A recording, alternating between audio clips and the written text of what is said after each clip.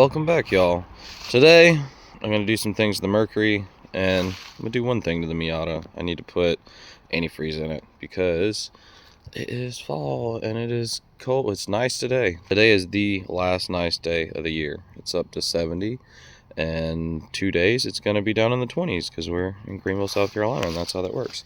So I'll go over this a little more in detail in a minute, but I'll tell you what I got. Oh, that worked out like that. I'm going to change the rear shocks on the Mercury, so the lowering springs that I put in from another vehicle that I'll talk about in a second don't fall out when I lift the body up. So let's go ahead and get this Miata out of the way real quick.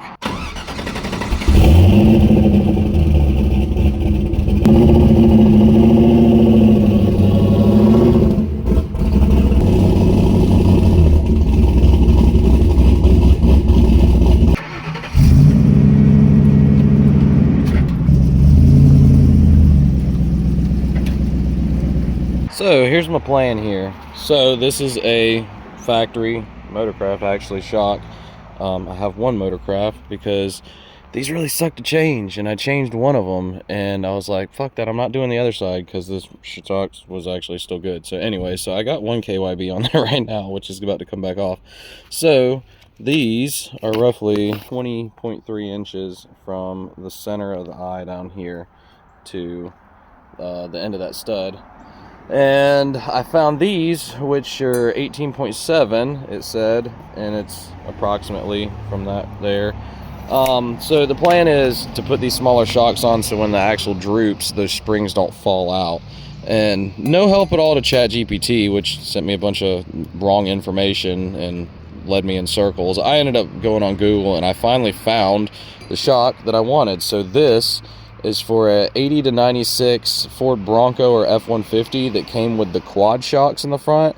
So the primary shocks are actually really short, but the secondary shocks in front of the axle is the perfect length. So it was 18.7 inches, and I got KYB. They were like 30 bucks a piece on Amazon, and it's got the E1 style mount at the bottom and the S1 at the top. I'll put the part number for all this down there. So this will work on mine, but I figured out that 03 and up Crown Vics and Gray Marquis, Town Car, all that stuff, it has the E2 type mount at the bottom. So it has the metal bushing in the middle to where it sandwiches it. So I'm not sure if you could, I mean, I'm guessing you could probably put a sleeve in there and use this shock, but you might need to find a different shock if you have a 03 and up Panther. But yeah, so it's a pain in the ass to change. I'm going to do my best to just get it done. We'll see, but I'll show you what the springs and all that look like when I get down there. So these are the lowering springs that I used. That one's unloaded. Can't really see this one. Oh, that one's kind of unloaded now too because I jacked the car up a bit.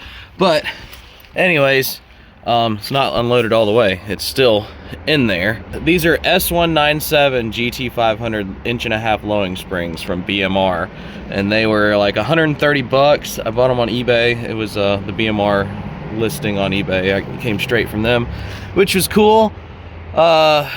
But so people use stock GT500 lowering springs to lower a Crown Vic, so I was like, hell, we'll use lowering springs for one of those and it'll lower it even more, and it did. But so the part number on these are SP067R for red, I guess. These are approximately 13 inches unloaded if you measure from the inside, which I think it was a hair over 13. So the Moog CC 501s that I had on there previously, the internet says that they're 12.6 inches unloaded. That's not true. So they're right over 14. I think they were like 14 1/8 inches end to end unloaded. So those stayed in there, but these will not. These will fall out. So that's why I'm putting the shorter shocks on. It'll be next to impossible for me to record because that's how you change them. I got to get a wrench in there and go back and forth with it. And I don't know, I haven't changed this side. This side looks like it might be a little bit easier. Bro. What? Wait your turn. I don't know. And the other side sucks. So I don't know. I just got to get in here and wrench back and forth. What? Are you going to help me or not? What? You little goober. What are you doing? What are you doing? What are you doing? You want to go in? Go on. Bye. Alright, like I said, I had one KYP in there. Yeah, I got them in. It wasn't that bad. If you go from the inside like that, you can get your hand up in there enough to hold it and then just spin the shock, and you can get a wrench on there and hold it with your hand. It's kind of a pain in the ass, but it's not as bad as the last time I tried to do it. So they're in there. Let's see what happens when I lift it up some more. If it unloads. Should. And shouldn't fall out. Oh, well. Did that just slide a little bit? I think I slid a little. Maybe I should put like a rock in front of. I'll be back. This is as high up as I'm going, but that's off there. And that means that shock is fully extended. And this is loose, but it's still in place. And it's not falling out. So that's fucking perfect, man.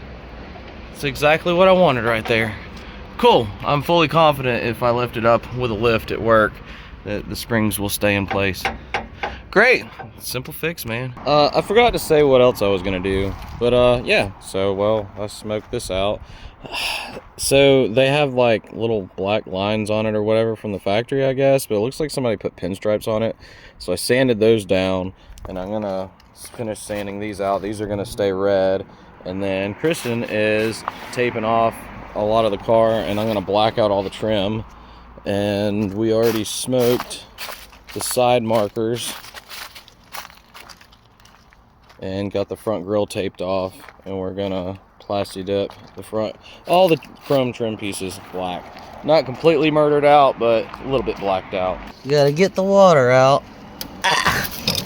Brandon brought me coolant. Fuck yeah. Gotta winterize this Miata. Brandon be hooking it up. The perks of having a roadside diesel mechanic as your friend.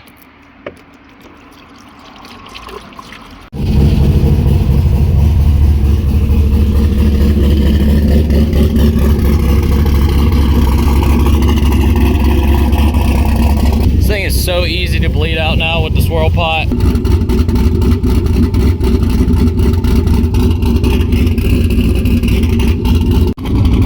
All the leaves are falling. Fans are about to kick on and suck up a bunch of leaves in the radiator. Any second now, there they go.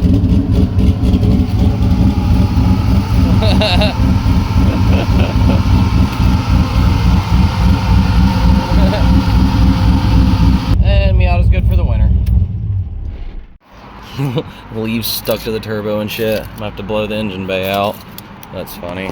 So now, don't fucking buy this shit, because it's stuck on and it wouldn't stop. So I don't have that to finish, and it was going on really shitty, and it's all splotchy.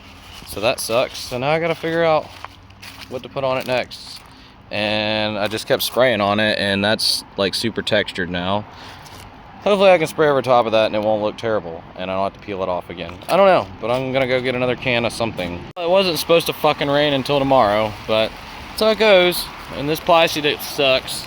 I'm gonna tear it all off and redo it with real paint. I just wanted to know if I liked it black, and I do like it black, so I'll get some real paint and do it. I don't know when, because it's about to be really cold, but we'll see. Doesn't look terrible now though, especially when it's wet. Looks a lot better, but. And then I sprayed some clear coat on the tail lights. I sanded them down, and they look great, but they're wet, and they're actually wet now, so we'll see how it comes out.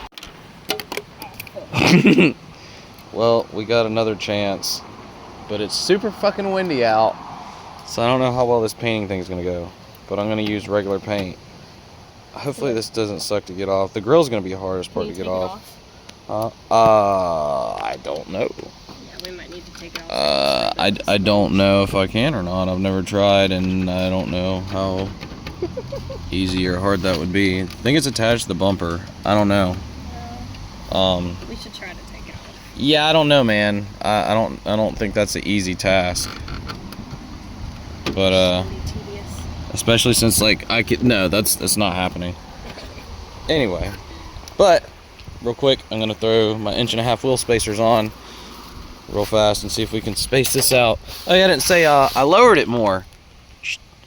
Yeah, so it's tuck and fender now, tuck and lip. I hate it that like the axle, like the tiniest little pebble, and it flexes out, so that side doesn't look very low right now.